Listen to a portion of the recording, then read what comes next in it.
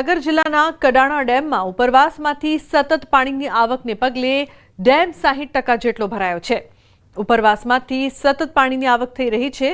દિવસે 20,000 ક્યુસેક પાણીની આવક નોંધાઈ રહી છે, જેથી ડેમ 60% જેટલો ભરાઈ જવા પામ્યો છે।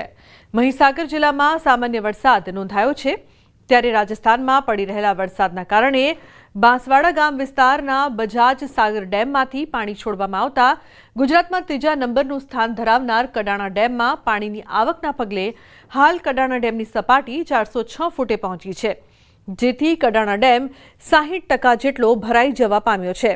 ગત ઉનાળાની સિઝનમાં કડાણા ડેમ ખાલી થઈ ગયો હતો, જેથી સિંચાઈ માટે પાણી બંધ કરવામાં આવ્યું હતું અને માત્ર પીવાના પાણી માટે કડાણા ડેમમાં પાણી અનામત રાખવામાં આવ્યું હતું।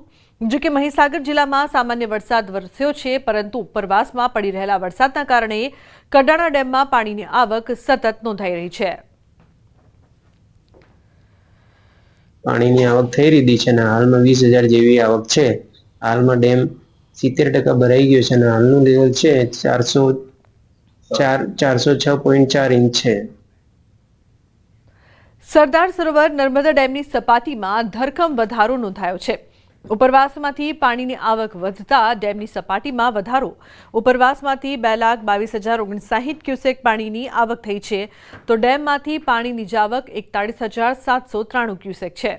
હાલ નર્મદા ડેમની સપાટી 127.74 મીટરે પહોંચી છે, તો 24 કલાકમાં 1.27 મીટરનો વધારો। ડેમની મહત્તમ સપાટી 138.68 મીટર છે।